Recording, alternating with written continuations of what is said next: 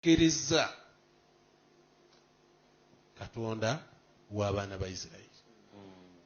Wa ana minal muslimin. Ekiri kye twakatiriza nti bannabbi bonna b'abasiraamu. Agamba nti kati nange ndi muki? Firawuni agamba ndi musiraamu. Naye olw'okubanga ebigambo ebyo yabyogerera mu kaseera akatali katuufu, agenda obyogera nga omwoyo gukola ki? Gutuuse mu ddookooli. Mu kiseera Allah mwatakkiririza tawuba. Era Jibrilu alayhi salatu wassalaamu anyumiza Nabbi sallallahu alaihi wasallam. Singa walaba ku bwangu bwe nakozesa okukwata ettosi mu nnyanja obukambwe bungi ku Firawuni. Assalamu alaikum wa rahmatullahi wa barakatuhu. Alhamdulillah wassalatu wassalamu ala man la nabiyya ba'dahu wa ba'd. Nga tumaliriza okuwummulamu akatono tubadde tuwummulamuko mukadde waffe Sheikh Salim Bosa atweyunzeeko tukwaniriza Sheikh mu session eno. So Allah subhanahu wa ta'ala abeere nga atusasulamu ekyasinza okubeera ekirungi. Allahumma amin. We tuwummulidde Sheikh Abdul Karim abadde amaze okutonnyonnyolamuko kye tuyinza okuyiga mu kissa ya Firawuna ne Musa, era kubanga tulaba y'ensonga enkulu lubbul amri lwaki olunaku lwa Ashura weeruli. Kale tubadde awo nga tujjamu ebyokuyiga atulaba omulungi biki byayinza okujjamu n'ayiga neyeegasa nawe mulamu obwa bulijjo ne kiba nga kimuyamba okuba nga asiimibwa Allah subhanahu wa ta'ala. Sheikh Didat, kiki oyinza okuba nga otuyigiriza mu nsonga eyo? Assalamu alaikum wa rahmatullahi wa barakatuh. Wa alaikum salam wa rahmatullahi wa barakatuh. Twebaza Sheikh kye yatuyigirizaako n'engala bwe yatugambye nti kisa ya Firawuna ne Musa bahar. Naam. Buli omu yagtarifu osenako ki kasenyi. Naffe tugenda kubeera ntusenako ne ba Sheikh Bosa wanabeera nti atwongerezaako, naye nga mu bimu bye tujja mu kisa ya Firawuna ne Musa mulimu okubeera nti abantu tulina okuyiga okubeera nti twejajinga. Ngera Umar bwe yagamba nti hasibu anfusakum hasibu kabla ntuhasabu, mwebale nga temunnabeera nti mukola ki? Mubalibwa. Firawuna mu biseera bye yamala nga Musa amukoowoola, Allah subhanahu wa ta'ala yabaleetera obubonero.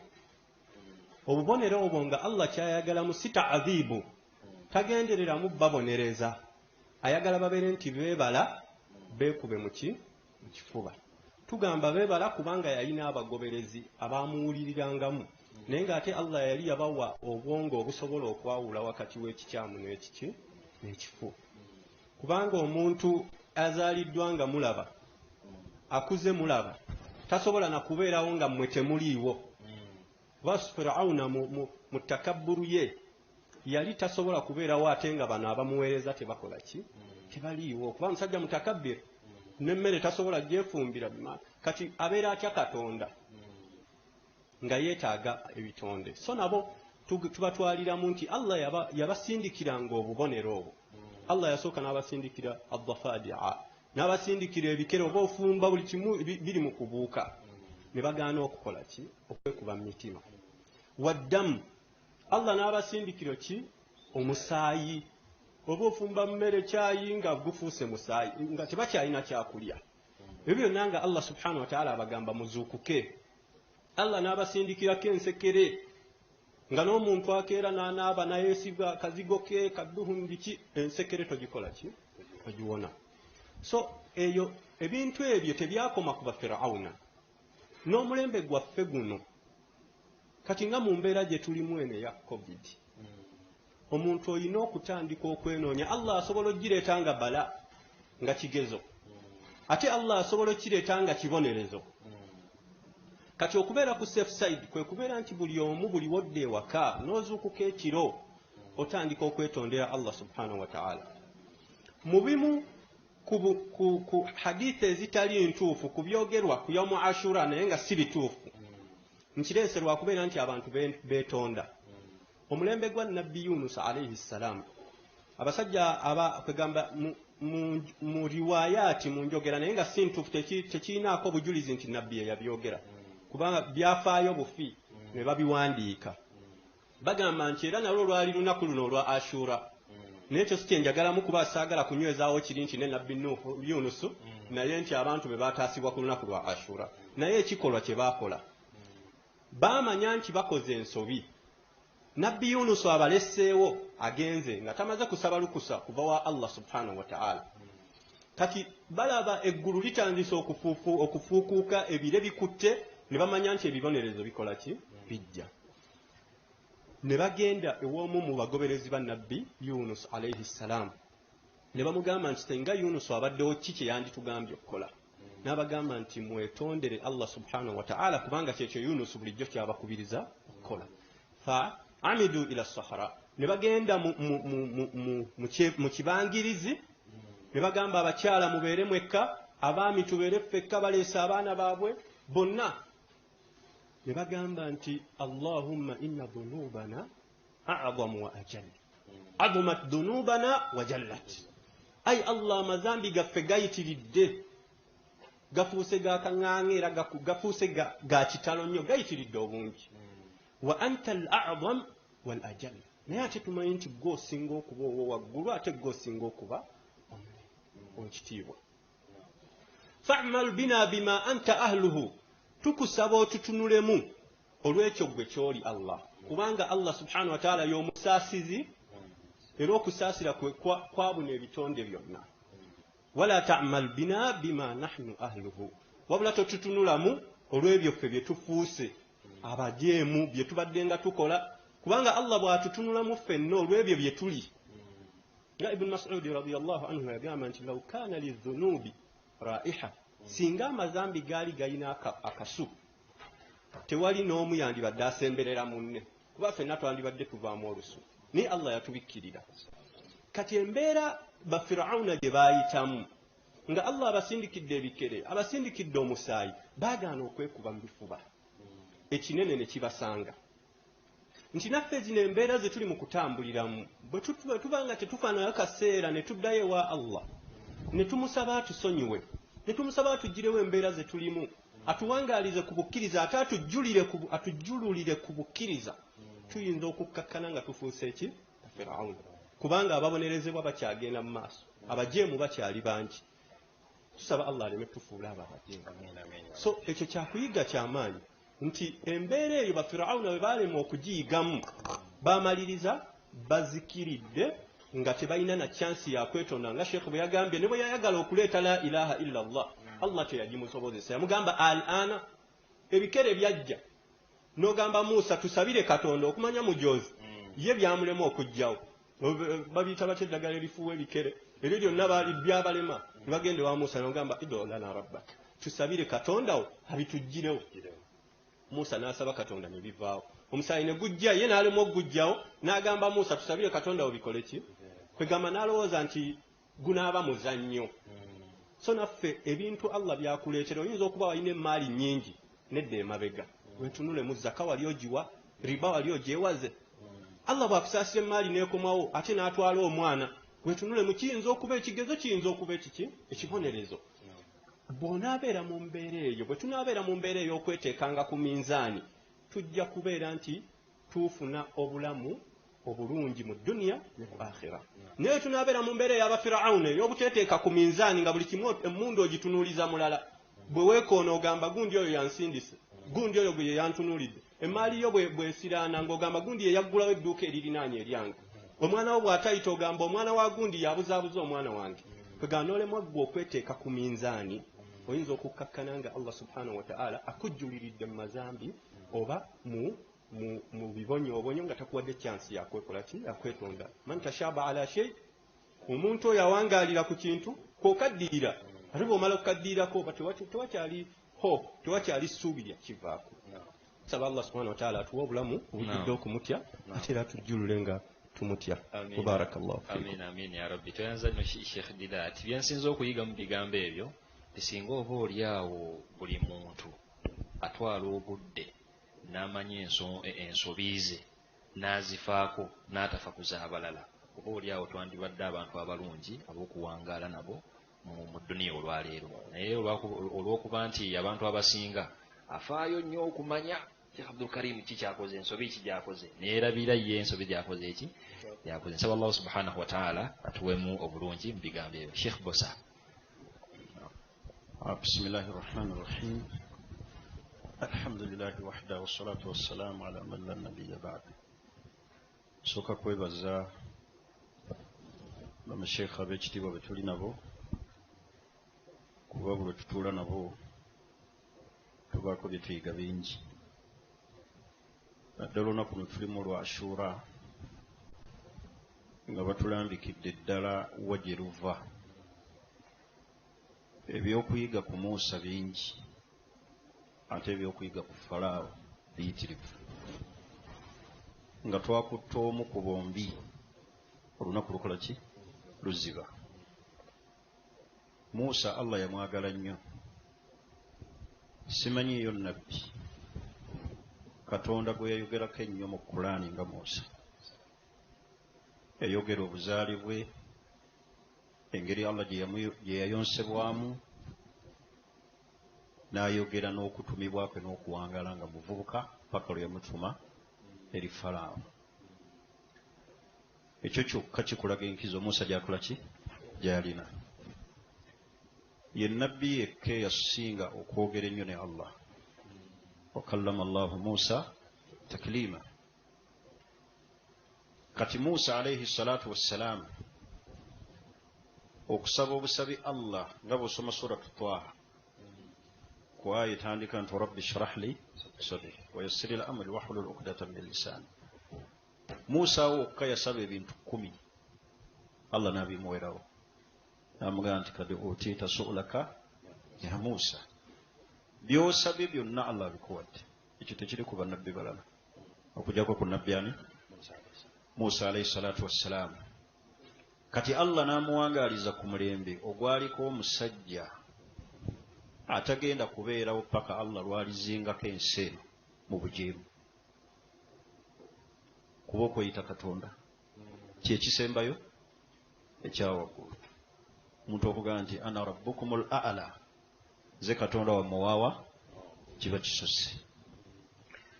Kyova olaba mu bitonde byonna Allah bye yatonda, ekitonde ekikyasinza okujeemera Allah ye muntu. Ye muki? Kuba omuntu otuuka n'agamba nti ana rabbukumul a'la, nze Katonda wammwe waawa. Bw'otunulira abantu bye boogera ku Katonda tebyogerebwa kitonde kirala. Yadullahi magulula. Ebyo byonna byogerebwa baki? Bantu. Tunuulira Abayudaaya, otunuulira Abashiya, bye beekola wakati waabwe nani? Ne Allah. Kati kiraga nti kitonde muntu kizibu.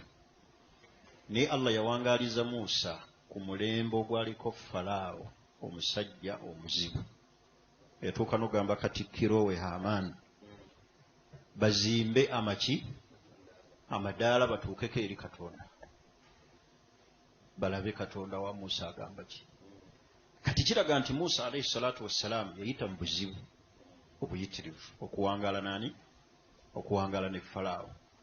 Paka Allah subhanahu wa ta'ala bwe yaleeta embeera n'azikiriza Falaawo. Kati olunaku olwo Allah lwe yazikiriza Falaawo n'aleeta nasulu eri abakkiriza, kwali kusanyuka eri abakkiriza. Ate nga abakkiriza tulina era okusigala nga tukola ki? Nga tusanyuka kuba Obusiraamu bwawangula. Kyobulaba tusiiba olunaku olwaki?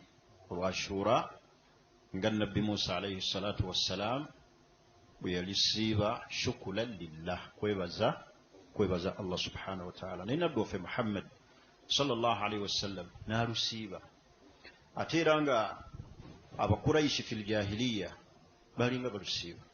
Nabbi yamala kujja Madiina n'abasanga Abayudaaya nga nabo balusiiba, kwe kubabuuza nti lwaki mukola ki? Lwaki musiiba? Ne bamunnyonnyola. Nabbi n'agamba nti ana ahaqqu bi Muusa in ishtu ila Qaabil la asumanna taasa. Allah bw'anansaasira n'empangaala omwaka ogujja nja kusiibanga olwaki? Olw'omwenda. Kati ebyokuyiga ku Muusa ne Falaawo biyitirivu. Naye mu byonna tulina okwejaajinga ng'abantu, tulabe we tutuuse wakati waffe ne Allah.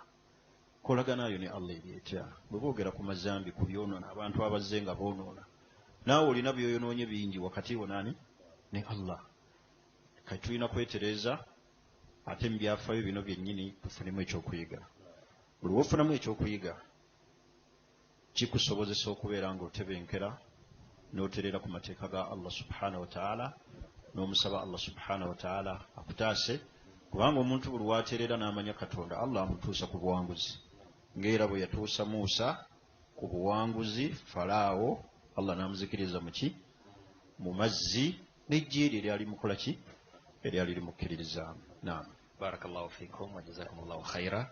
Tusiima nnyo ebigambo atulaba omulungi obanga olina akapapula ne peeni nzikiriza nti essaawa zino oba owandiise ebintu bingi nnyo by'oyinza okuba nga weeyambisa okutereeza obusiraamu bwo.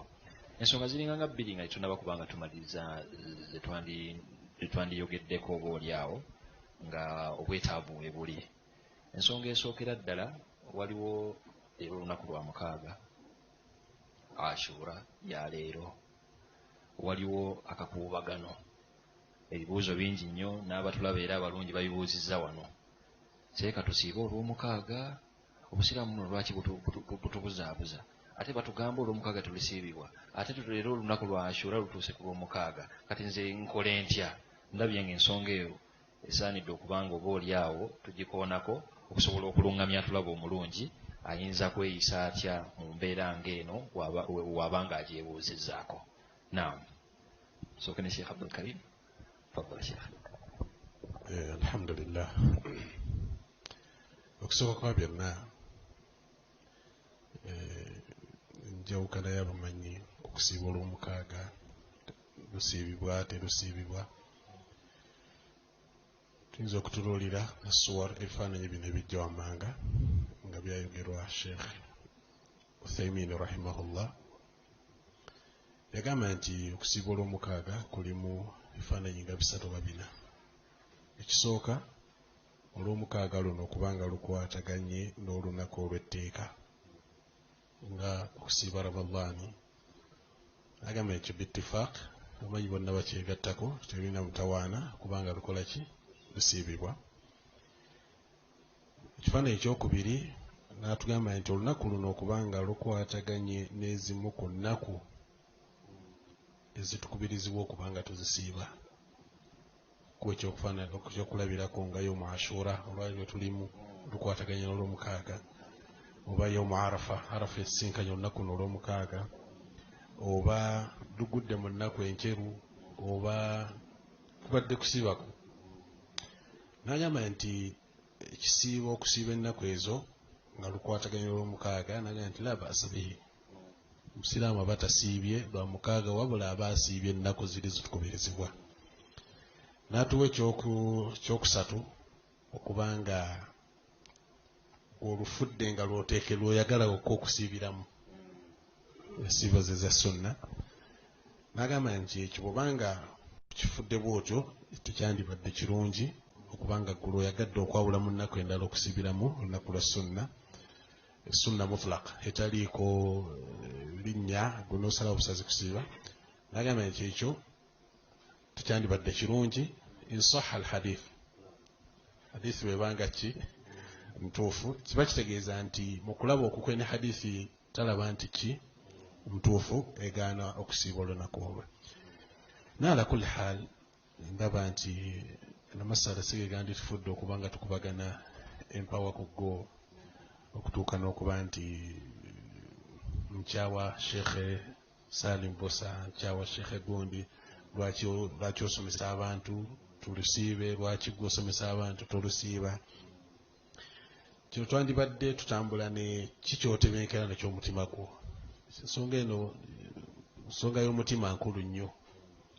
Bw'obanga otebenkera n'ekyokuba nti tolulaba mu buzimu kulusiiba nga Sheikh wannyonnyodde, oli bw'aba alusiibye agende no mu maaso n'okusiiba inshaallah ma ihtiraamu ra'yi al-akharin, n'okuwa ekitiibwa endowooza z'abamanyi abalala, kubanga bonna tukakasa nti teri yanoonya kubuza bantu mu basheekhe bonna ekigendererwa kyabwe kulungamya bantu, ekigendererwa kyabwe kulaba nga abantu basinza Allah subhanahu wa ta'ala mu nsinzi esinga okuba entuufu. Nabwe kityo okusiiba olunaku olw'omukaaga lulimu enjawukana eyo teri atagimanyi naye tuteekeddwa okuba nga tuwangana ebityo. Bashekhe basobola okwongereza ku nsonga eyo inshallah. Barakallahu fiik. Alhamdulillah wassalatu wassalamu ala rasulillah wa ba'd.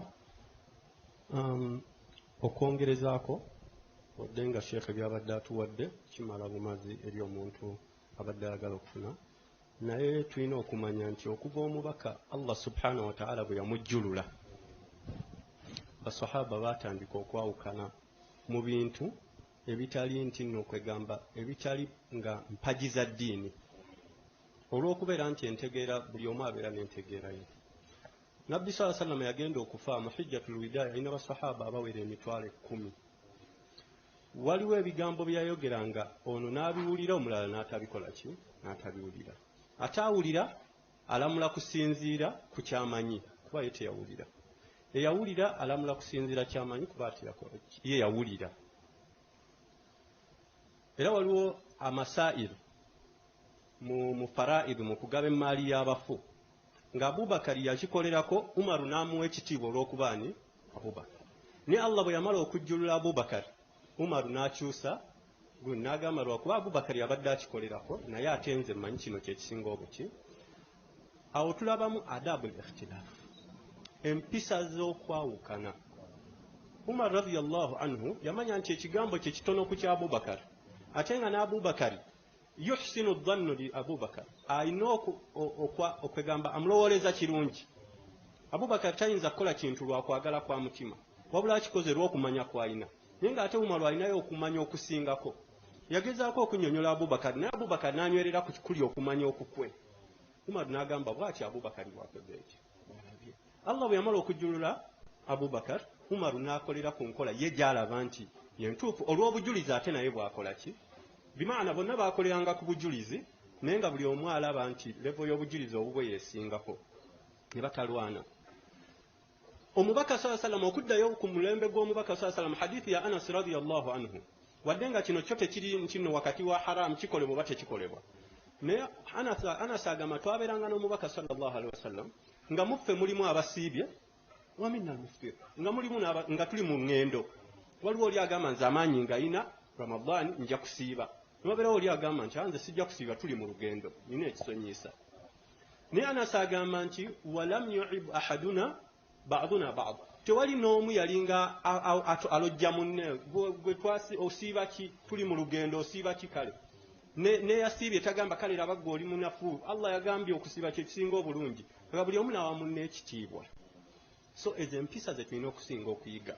Mu basheekhe ab'ebiseera byaffe abasinga okwegamba, abamu kubasinga okuwulika Bashekhe Ibn Uthaymin, Bashekhe Ibn Baz, Sheikh Abbad, ku staidi egaana okusiiba olunaku olw'omukaaga Sheikh Nasiruddin al-Albani, baatuulanga wamu ne boogera n'okwogera. Era ku YouTube bw'ogendako waliwo munakasha gwa Sheikh Albani ne Sheikh Abbad, eddakiika 2 nga batudde wamu, ne baawukana nga buli omu takkiriza kigambo kyani, naye ate bavaawo beesabira dduwa. So okwawukana mu Sabti Sheikh Albani si ye yakutandikawo. Abantu abamu yusiuna ilayhi ne bamuhakama bwe bato, nagamba Albani yakikoze eki, yakitandise. Mu kugamba nti no tebasiba lunaku lwa mukaaga, Albani naye alina abamanyi bagoberera, ate nabo balina obujulizi obwabwe. Ate mugamba nti no tusiiba olunaku olw'omukaaga, Sheikh Uthaymin si be bakitandiseewo, balina nabo abamanyi be bakola ki, be bagoberera. Ate buli omu alina obujulizi bwakola ki, bwatambulirako.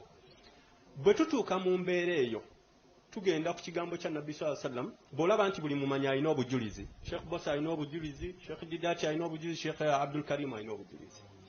Buli omu n'akuwa obujulizi bwe nga ate abunywereddeko. Fastafti qalba, genda ku mutima gwo olabe bujulizi ki kye businza. Totwala lwa kwagala kwa mutima, kubanga abamanyi batugamba nti man tatabba'a, omuntu rukhasul ulama tazanda, ojja kumaliriza tolina ddiini. Wabeerawo oli agamba nti abamanyi batukkiriza okusaala nga tutudde, olw'okuba ye ekyo kye kimwanguyira. Abamanyi batugamba nti no essala osobola okugatta dhuhuri kwasuli, mbu nabbi yagattako omulundi gumu mu bulamu bwe, dhuhuri n'asiri.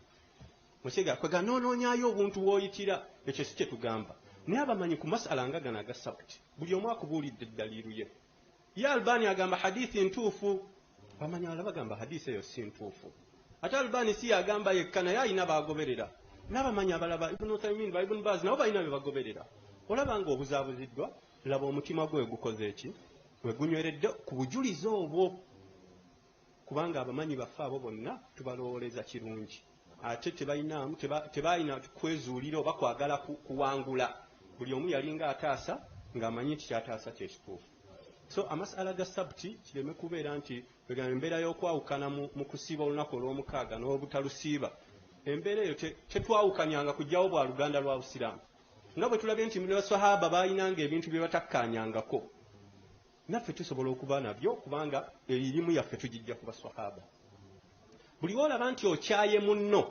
olw'okwawukana mu nsonga y'eddiini more especially ensonga etali mu mpagi manya nti omutima gwo gulina obuzibu kuba ensonga si mpagi ate okwawukana kugenda kugenderera ebbanga lye tunambala nti tukyasoma so eyasiibye Allah subhanahu wa ta'ala inshallah ajja kuwa empeera oyo alaba nti agenda n'ekigambo ekigamba nti tetusiiba naawe Allah subhanahu wa ta'ala ajja kukuwamu obulungi naye twagalane ate lowooleza munno ekirungi fenna tubeere nti oluganda lw'obusiraamu lukola ki lutambula wa barakallahu fiikum barakallah Sheikh Gosa ndowooza oyinza okubbaawo n'ekyokwongeraho ku nsonga eyo yongerezeeko ki Sheikh boogedde naam ate bye boogedde byennyini bitukkiririzaamu era bitukubira abasiraamu omulanga okubeera nga babitegeera wabula njagala nyongerezeeko katono nti amasala g'okusiiba olunaku olw'omukaaga masalatun kadiima makadde tegatandikidde ku ffe bawali mu baamulembe guno wabula wano e Uganda tulina ekizibu ekyokubulwa empisa mu irimu ekyo kikyatubulamu abantu abasinga obungi tebakozesa kusoma kwesomera hadithi kuzitegeera nakutunuulira bigambo byabaki byabamanyi abamu basimbe ku kuwulira olinaga nze nawulira seeka yagamba ne bw'olikola otya tosobola kunkyusa kakati oyo naye n'atumalira obudde n'ajja abantu ku ibaada emanyikiddwa hadiisi yennyini egamba nti temusiiba lwa mukaaga erimu iztirab amanyi bajawukanamu mu butuufu bwaki bwayo abamu balaba nfu bw'osoma bashurahul hadith abantu bonna abavuunula hadiisi bajja kukulaga obunafu hadiisi eyo bwekola ki bwerina Sheikh Abdul Karim Mugendera atutemedde bulungi ng'abamanyi bwe bannyonnyola olw'omukaaga balulaba batya naye kati ffe wano tubulamu discipline ng'amasala galimu enjawukana ate abantu ne batamanya nti madaariku nnaasi takhtalifu entegeera y'abantu eyawukana okumanya eyawukana ffenna tetutegeera kyekimu waliwo oli kyatajja kutegeera nga kizze lwa lulimi ekyo kyokka kimugaana okukola ki okukitegeera nga lulimi lwe lukola ki lwe lumusumbwa waliwo omu nga ye yasoma ekitabo eki teyasomayo birala kumanya nsonga eyo n'abamanyi balala baajogerako batya ekirala ne hizbiya ebikunsu byennyini bitujja ku irimu kulinaga ffe ab'egindi tugamba bwe tuti ffe tulaba bwe tuti eyo kati teba irimu erina okubeera nga abantu bagazi basoma ng'ate banjulukufu bamiki bamitima babifuba bwolaba Sheikh Abdul Karim ng'alina kyakwawukanyeeko fil furu'i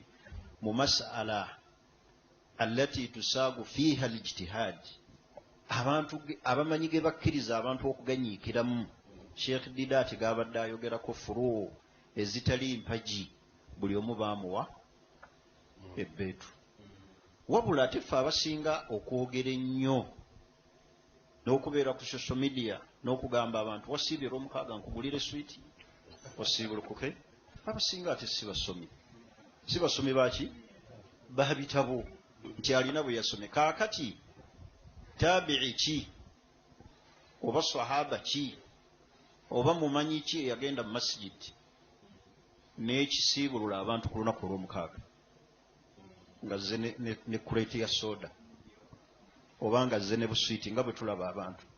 Oli najja ne kuleeti ya soda najja n'amazzi masjidi n'abuuza ani mummuwa ne yasiibye olw'omukaaga. Bagamba siibulukuke mangu olunaku tebalukola ki? Akati olunaku olw'omukaaga idha sadafa yawmu ashura, senga lukwatagana olunaku olwa ashura au yawmu arafa oba olunaku olwaki olwa arafa oba lukwataganye n'ennaku enjeru ezikubirizibwa abantu okukola ki? Okuzisiiba. Tewaliiwo bujulizi, laisa hunaka dalilun qati, tewaliiwo bujulizi bukutula bugaana nti tebalusiiba. Oba ntegerekisa, tewaliiyo dalili eri qati kubanga ebakubaayo gitwaligoberedde. Ffenna tunoonya kutuuka eri Allah na kiki, era teri asobola gamba nti abo babuza bantu, abo balwadde tebeetegereza bulungi. Ntegerekisa, kubanga omuntu nga takkirwako bubaka nti Allah akutumidde Jibuliiru ekke gy'oli ekutegeeze, gw'olaba otya ekyabalala nti kifu, gwe n'osuubira nti kyoliko kyekiki kyekituufu. Kati n'olw'ensonga eyo abantu baleke abantu basiibe, kubanga obulungi obuli mu kusiiba kati ng'olunaku olwa Ashura, omuntu okubanga nabbi yagamba omuntu asonyiyibwa ebyonoono eby'omwaka omulambo oguli mu maaso. Tunofiirwa empeera. Kwongerezaako ku kigambo kya Sheikh, waliwo mumanyi bamuyita Bazuhuri. Naam. Imaamu Zuhuri nga ye ne bwaba mu safaari olunaku lwa Ashura terimuyitako, asiiba alusiiba nga bamubuuza nti lwaki Ramadaani mu safaari olya ate wano naye wano n'olusiiba? N'agamba nti Ramadaani erina ayyaam, n'agamba nti ennaku endala osobola okulya mu nnaku endala ayyamin ukhra. Amma Ashura toliwa tosobola giriwa weekuyiseeko ne mu safaari nga yakola ki? Asiiba.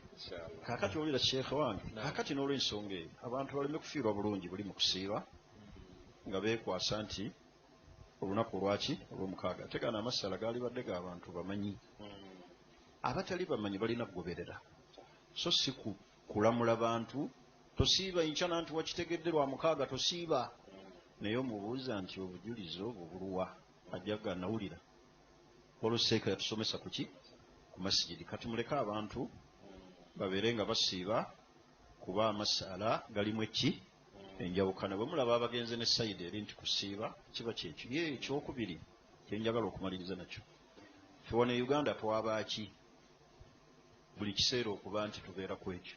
Mwaka guli ne twogera kyekimu, n'eluli ne twogera kyekimu, n'eluli ne twogera kyekiki. Twabaaki ffe abatasobola kutuulako wansi ne tusoma ebitabo ne twetegereza bano bagamba ki. Obuzibu bwe tulina taasubu. Kyeki ekyo mu Luganda Sheikh Bidat gwe Masaka. Taasubu kwegamba omuntu si kyekubiira, bagiyita ligiki mu gundi mu Luzungu bakiyita bakyekyo. Oli ne yeesibira ku kintu n'agamba nti nga kinagaye nti abamu balina hizbi, oli n'agafa ab'ejindi. Mu masala tetulimu nti ffe abaawa ab'ejindi, tugoberera irimu n'okuwa abamanyi baffe ekiki ekitiibwa abaatukulembera. Kubanga kati bw'ogamba nti baseeka abagamba okusiiba olw'omukaaga babuze, tebeetegereza, tebali ku sunna. Uthaymin ye mutene mu irimu, Ibn Bazi, Sheikh Fawzan, fawqahum Ibn Taymiyyah, Sheikh al-Islam, be banafu abo. Oli n'awulira seeka ng'ayogera n'agamba nti abanafu tebaasoma, tebeetegereza. Ibn Taymiyyah yaani mu ummen, Uthaymin, Sheikh Fawzan, Sheikh Abdullah al-Mutlaq, abamanyi abalala bangi abalaba nti okusiiba olunaku olw'omukaaga la ba'sa bidhalika. Agamasala twagasoma nga tusoma mu kuliya sharia, abamanyi ne baganjuluza bulungi era temwalimu nankaayana. Bwebalaba twebaza Allah nti twasoma ku bantu bannassunna abanywevu ate abawayirimu ekiki ekitiibwa n'okuwa endaba z'abantu abalala ekiki ekitiibwa naye abantu b'omulembe guno naddala batulabu ilmu empisa